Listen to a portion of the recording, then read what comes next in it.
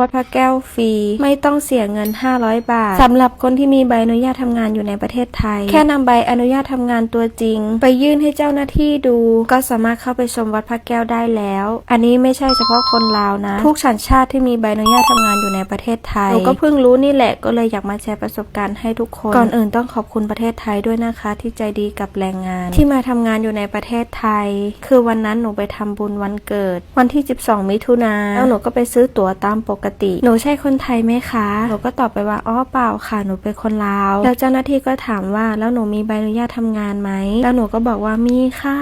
ถ้ามีให้หนูเอาใบอนุญาตทำงานไปยื่นกับเจ้าหน้าที่ผ่านประตูได้เลยนะเพราะว่ามีกฎใหม่เฉพาะแรงงานที่ทำงานอยู่ในประเทศไทยไม่ต้องจ่ายค่าเข้าชม500 บาทแต่ว่าถ้าเป็นบัตรนักท่องเที่ยวก็ต้องเสีย500 บาทเหมือนกัน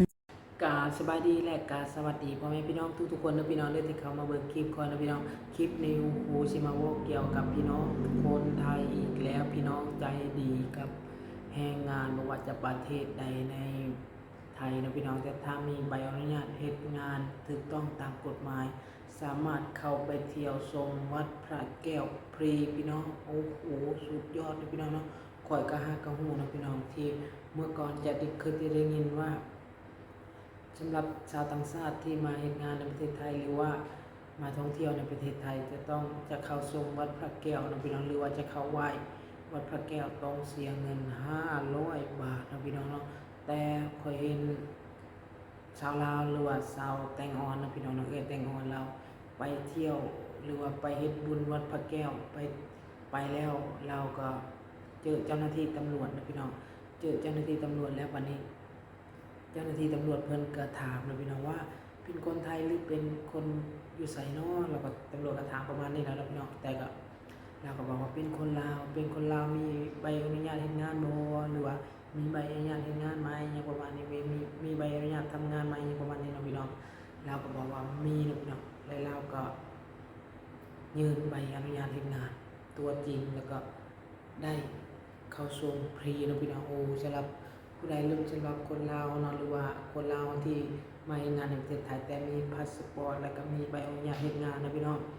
อยากไปเที่ยววัดพระแก้วไปเที่ยวเขาชมฟรีนะพี่น้องแต่ต้องมีใบอนุญาตเฮ็ดงานนะพี่น้องถ้ามีใบพาสปอร์ตท่องเที่ยวก็คือเสียตาม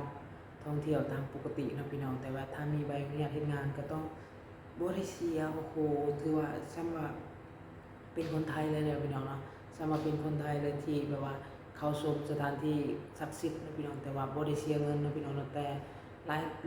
ลายประเทศก็ต้องเสียเงินนะพี่น้องเพราะว่าอยู่ประเทศลาวเฮาก็คือเห็นว่าก็เสียคือกันเนาะสถานที่แบบว่าสถานที่ต่างๆนะพี่น้องที่เขาเปิดให้เข้าชมเข้าเที่ยวนะก็ต้องเสียเงินแต่อันนี้บ่ได้เสียนะพี่น้องถ้าเฮามีใบอนุญาตเฮ็ดงานเนาะแต่ถ้าเฮามีพาสปอร์ตท่องเที่ยวเฮาก็เสียคือเก่าแต่ก็บ่เป็นหยังนะพี่น้องสำหรับแรงงานลาวถือว่าดีแฮงเนาะพี่น้องสำหรับคนที่แบบว่าอยากไปเที่ยววัดพระแก้วหรือว่าอยากไปไหว้พระอะไรอย่างสักอย่างนะพี่น้องก็ถือว่าดีเนาะสำหรับแรงงานนะพี่น้องเนาะสำหรับท่องเที่ยวก็คือเสียเงินปกตินะพี่น้องแต่ว่าอันนี้ก็คือโดยเฉพาะแรงงานลาวนะพี่น้องก็คือคนไทยใจดีแฮงกับแรงงานทุกประเทศไม่ว่าแต่เป็นคนลาวหรือเป็นคนอยู่ไสก็อย่างนะพี่น้องถ้ามีใบอนุญาตเฮ็ดงานในประเทศไทยสามารถเข้าชมวัดพระแก้วได้ฟรีนะพี่น้องโอ้โหอันนี้ยืนยันจากสาวลาวไปมาแล้วนะพี่น้องก็คือเพิ่นได้เจอมากับตัวแล้วนะพี่น้องเพราะฉะนั้นแล้วคนลาวหรือว่าคนประเทศใดก็อย่างนะชั่วร้ายแล้วก็จะแม่นคนพม่านะพี่น้องคนพม่านี่ก็เจ้ามักทำบุญมักพังเทศแฮงนะพี่น้องก็คือเคยเห็นงานกับพม่าแล้วก็เคยได้ยินหมู่เล่าให้ฟังนะพี่น้องแล้วก็เคยเห็นคนพม่าเวลาเขาเฮ็ดงานเนี่ยนะเขาจะมักพังพระนะแต่ว่าเฮาก็บ่ฮู้ภาษากับเจ้าดอกนะพี่น้องแต่เห็นแล้วเขามักพังแบบว่ารูปพระอยู่ในพระนะพี่น้องอยู่ในโทรศัพท์นะจะเห็นว่าคนพม่ามักแบบว่าอิหยังคือว่ามักเฮ็ดบุญมักไหว้พระเนาะก็คือเวลาหลับเวลานอนก็เจ้าก็จะมักไหว้จะมักสวดอิหยังสักอย่างเนาะพี่น้องเนาะก็คืออันนี้จะเป็นคนพม่านะพี่น้องก็คือตอนนั้นก็คือเห็นคลิปในโซเชียลนี่นะพี่น้องก็คือคนพม่า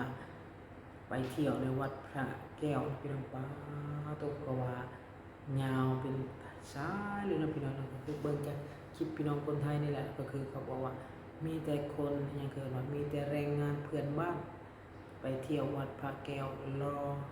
อเข้าชมวัดพระแก้วพี่น้องเต็มเลยเนาะโอ้โหถือว่าสุดยอดแห่งพี่น้องเราก็คือบางคนก็น่าจะมีแต่ส่วนหลายแล้วคนพม่าก็เจ้าก็จะมาก็มีทั้งคนที่แบบว่ามีพาสปอร์ตมีทั้งคนที่ใบอนุญาตเฮ็ดงานนะพี่น้องมันก็มีปนกันไปเนาะ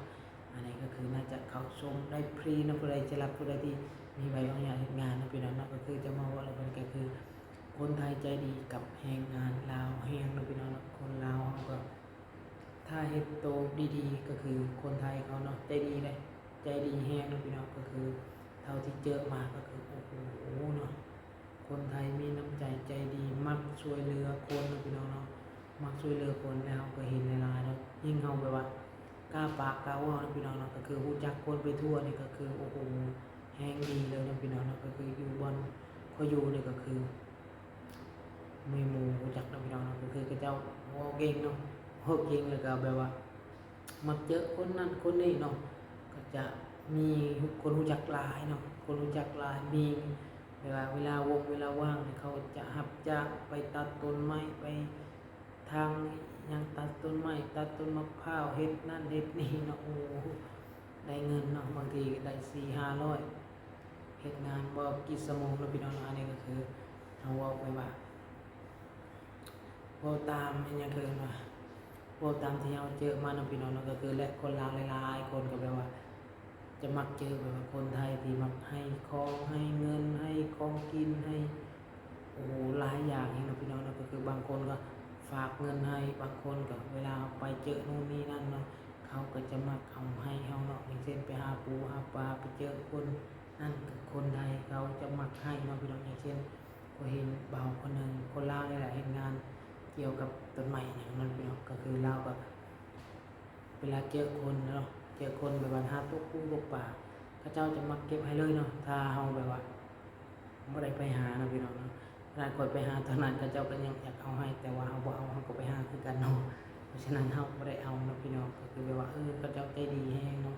เขาเจ้าใจดีมีน้ำใจหลายนะพี่น้องเนาะก็คือหลายคนก็จะเป็นแบบนั้นเนาะ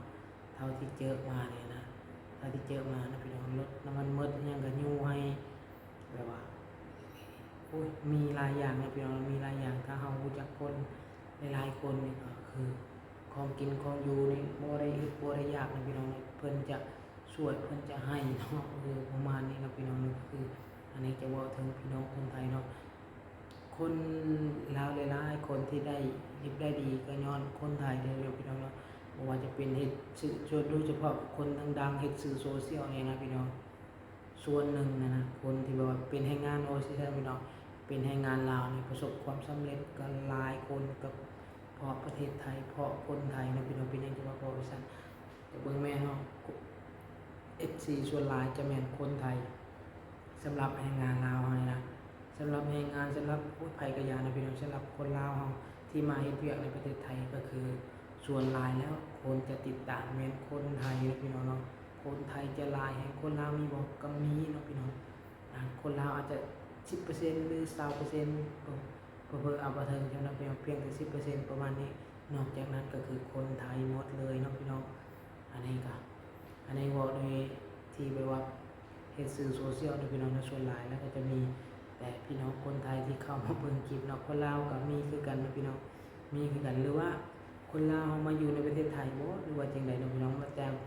มันก็ขึ้นอยู่สถานที่ประเทศไทยเนาะผู้ที่เบิ่งคลิปเฮานะ